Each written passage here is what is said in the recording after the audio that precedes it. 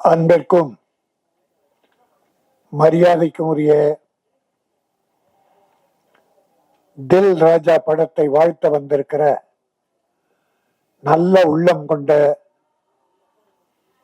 ஆருயிர் சகோதரர்களே, மேடையிலே அமர்ந்து படத்தை பற்றி விவரங்களை கூறி இந்த படம் வெற்றி பெறும், சத்யா வெற்றி பெறுவார் என உளம் நிறைந்து வாழ்த்திய என் அன்பு சகோதரர்களே, அப்பாவோட சண்டை போட்டு ஃபேமஸான வனிதா விஜயகுமார் அவர்களே, நீதான் சொன்ன. அதான் அது தெரியும், எல்லாரும் தெரியும். ஓகே, அதுக்குதான் நீ சண்டையை போடுறது. நவீன கால பிரேமானந்தா, அருமை தம்பி அம்பரீஷ் அவர்களே, அவனுக்கு ஏதாவது சம்பளம் கொடுத்திருந்தா அதை வாங்கிடு. அவன் அனுபவிச்ச மாதிரி இந்த படத்துல யாருமே அனுபவிக்கல. அவன் ஓவரா பேசிட்டு என்ன அடக்கமா பேச சொல்றான். என் பிள்ளைகளில் ஒருவன் அவன், திறமை மிக்கவன். அவனுக்கு இன்னும் ஒரு பெரிய காலம் இருக்கிறது.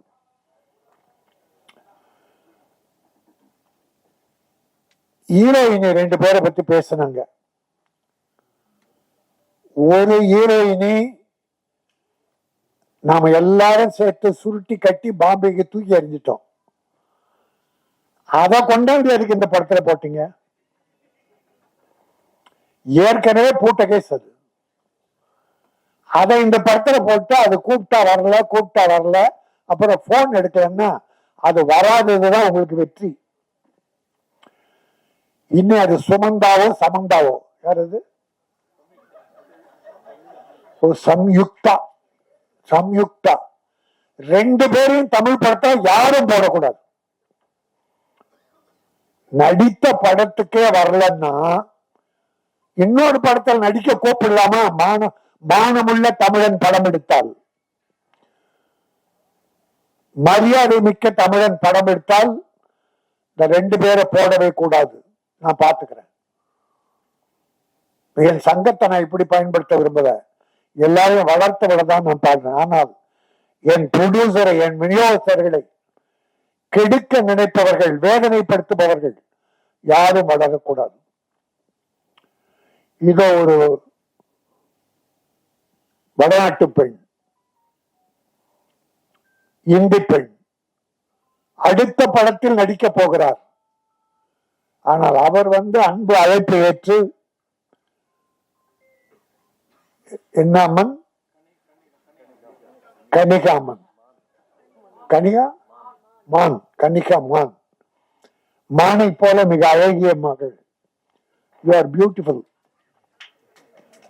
அந்த பொண்ணுக்கு முதல்ல நான் தான் வணக்கம் நன்றி என்ற 2 வார்த்தை சொல்லியிருக்கேன். 2மே தமிழனின் உயிர் வார்த்தைகள். வர்றவங்களுக்கு மரியாதை செலுத்தி வணக்கம், செய்த உதவிகளுக்கு நன்றி சொல்லி கடைசியில் நன்றி. இந்த 2 வார்த்தை நான் முதல்ல சொன்னதுதான் காரணம். நீ வரும்போது வணக்கத்தோடு தமிழகம் வா. ப்ரொடியூசர்களுக்கு நம்பிக்கையோடு நடந்து கொள். அவர்களால் உயர், அவர்களுக்கு நன்றியோடு இரு. இதற்காக வணக்கம் நன்றி அந்த மானுக்கு சொல்லி கொடுத்தேன்.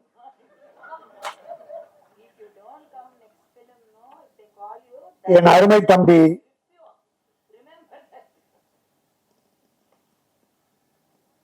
திருமலை எடுத்த உடனே வேதனை குரலை கொட்டி தீர்த்தான். ப்ரொடியூசர் இவ்வளவு கஷ்டப்படுறாங்க, காலம்லாம் கட்டிக்கிட்டு இருக்குமே, எவன் கேட்கிறான்? ப்ரொடியூசர் கேட்கிறாங்க. யாரையோ குறை சொல்றான், ப்ரொடியூசர் கேட்கிறாங்க. ஒரு படம் புதுமுகமா போட்டு படம் எடுத்து டைரக்டருடைய திறமையால் அந்த படம் அதை ரிலீஸ் பண்றதுக்கு 1 வருஷம் 2 வருஷம் காத்திருந்து இருந்த 1-2 நகைகளை வித்து, வீடை வித்து, எப்படியோ ப்ரொடியூசர் ரிலீஸ் பண்ணிட்டா அந்த படம் டைரக்டர் திறமையால வெற்றி பெற்று. ஆனால் போற ப்ரொடியூசர் போற ஹீரோ கிட்ட போறான். அவன் இதுக்கு முன்னால ப்ரொடியூசருக்கு என்ன வேதனை கொடுத்தான், என்ன துரோகம் பண்ணா, அது என் ப்ரொடியூசர் தெரிய பாக்குறது இல்ல. ஹீரோக்களோட ஹிஸ்டரியை தெரிஞ்சுங்க.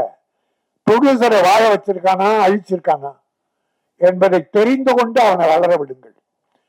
நன்றி மறந்தவர்கள் நிறைய பேர், எல்லாரையும் சொல்லல, எல்லா நடிகர்களையும் சொல்லல, நன்றி உள்ளவர்கள் இருக்கிறார்கள். தன்னை வளர்த்து விட்ட ப்ரொடியூசர் உன்னை ஹீரோவை போடும்போது கார்ல வந்திருப்பான் கோயம்புத்தூர்ல இருந்து, படம் எடுத்து ரிலீஸ் பண்ணிட்டு சென்னையில இருந்து பஸ்ல போவான், காரு பங்களா எல்லாம் வித்துட்டு. நீ கார்ல போற, ஒரு நன்றி வேண்டாமா? கை நீட்டி சம்பளம் பெற்றோமே, அந்த தயாரிப்பாளர் பஸ்லயே நடந்து போறாரு. முடிந்த உதவிகளை இல்லை இன்னொரு தேதி கொடுத்து அவரை தூக்கி விடுவோம் என்று யாராவது நினைக்கிறார்களா?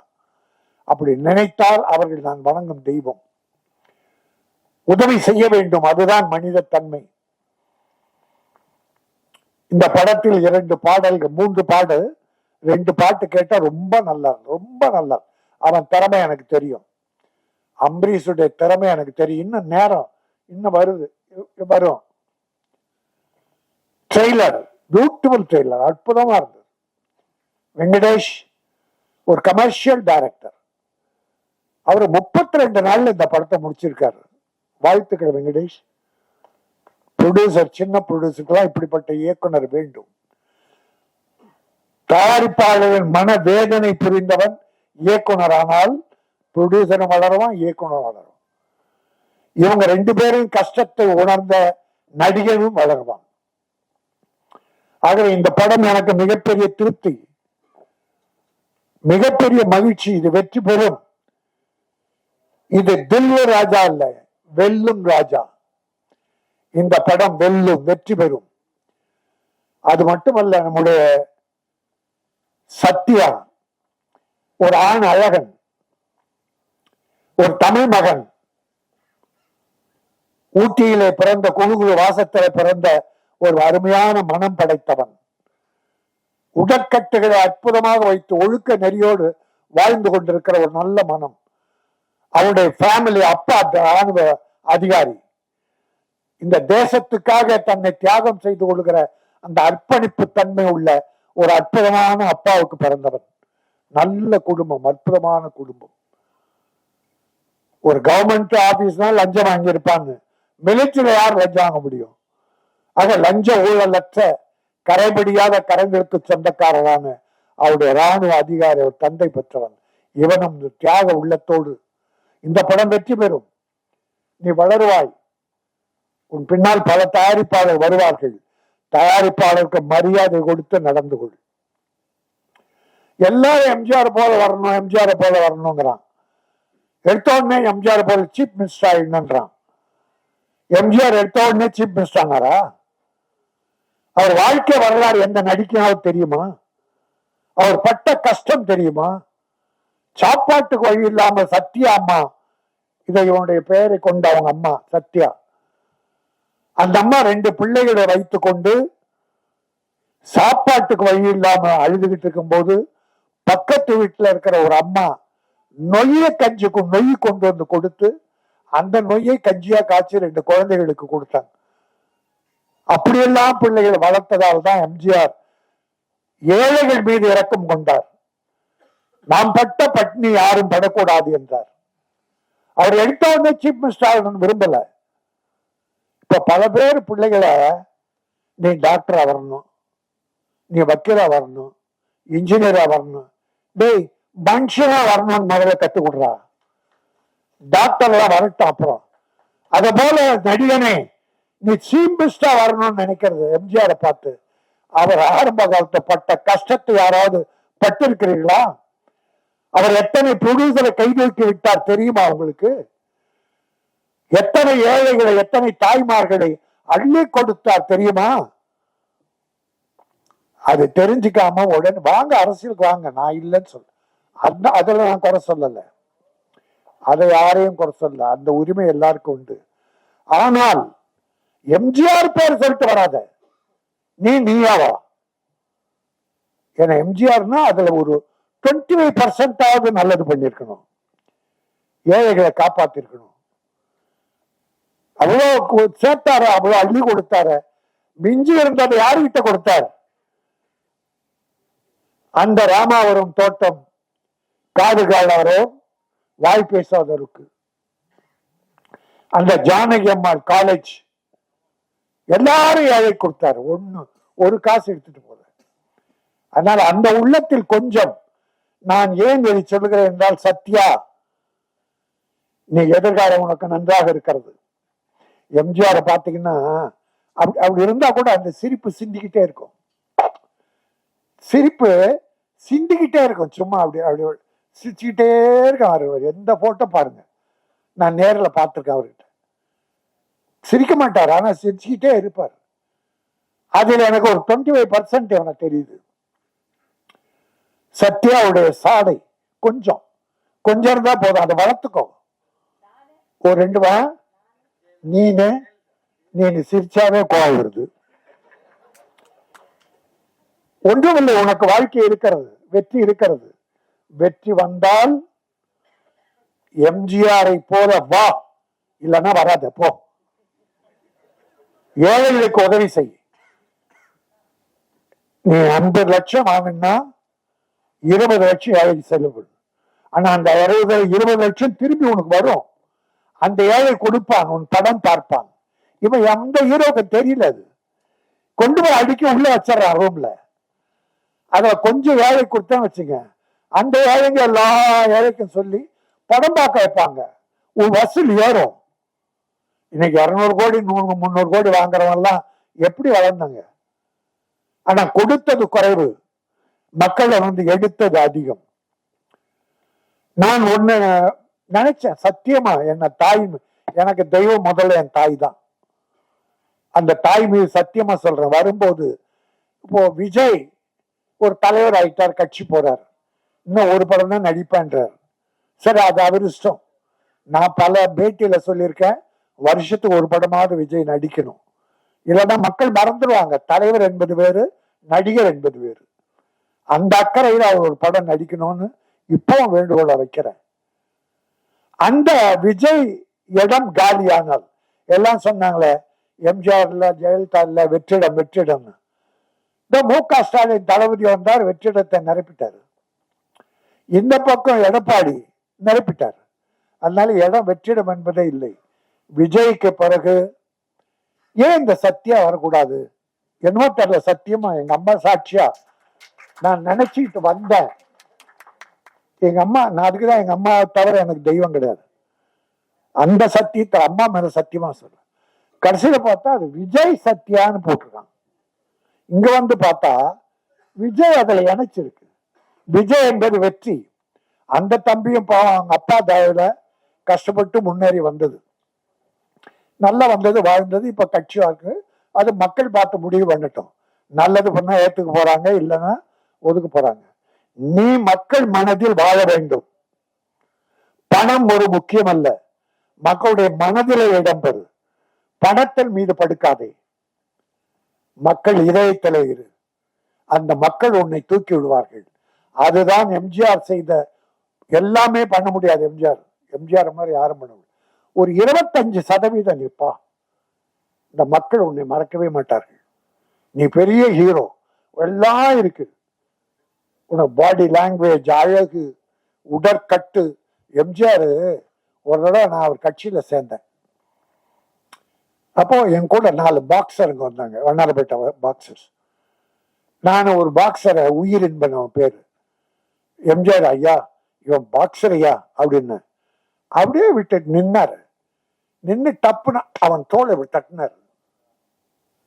பிறகு கையை பிடிச்சாரு, அப்படி ஒரு அழுத்தினார். ஏன்னா பாக்ஸர்னா இந்த ஷோல்டர், கை இரும்பு மாதிரி இருக்கும். ஷோல்டர் இரும்பு மாதிரி இருக்கும். பார்த்துட்டு, ஓ வெரி குட், நல்லா பண்ணு அப்படின்னார். எம்ஜிஆர் சொன்ன உடனே அது சோதனை. அது போல இவன் இந்த உடற்கட்டுகள் எல்லாம் இப்படிப்பட்ட பிள்ளைகள்லாம் அவர் வளர்த்து விடுவார். எம்ஜிஆர் அவர் உடம்ப நல்லா வச்சுக்கணும், எல்லாருக்குமே உதவி பண்ணுவார். அதனால நான் சில வழிகளை சொல்லியிருக்கேன். ஒரு அப்துல் கலாம்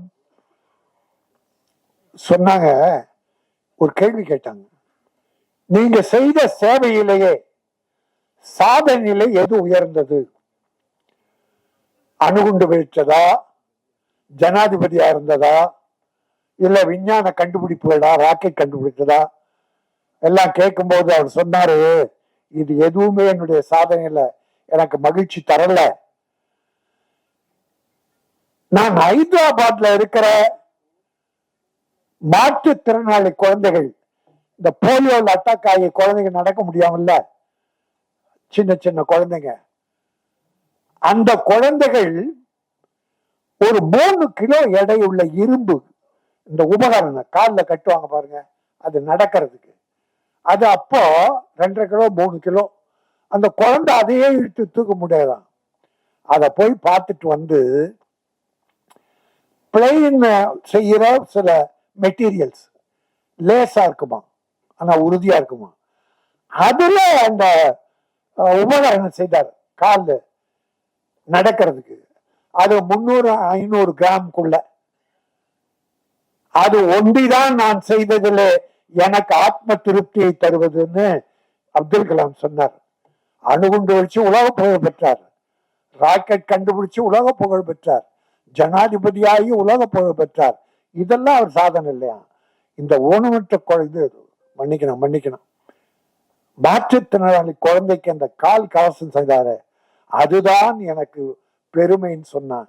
அதே போல நீ இந்த ஏழைகளுக்கு உதவி செய்தால் அதுதான் உனக்கு பெருமை. சேர்த்து வைக்கிற பணம் எதுவும் உதவி வராது, செய்கிற சேவை வரும். நீ இன்னைக்கு ரொம்ப சுமைகளை தாங்கிட்ட. இந்த படத்துல நீ ஒரு ஹீரோவா இல்ல, ஒரு ப்ரொடக்ஷன் மேனேஜர் விட அதிகமா கஷ்டத்தை சிலர் கொடுத்துட்டானுங்க, துரோகிகள். நம்பி கேட்டான், இப்ப கஷ்டப்பட்டு எல்லாத்தையும் கொண்டு வந்து கரெக்ட் பண்ணியிருக்கான் ஒரு ஹீரோ.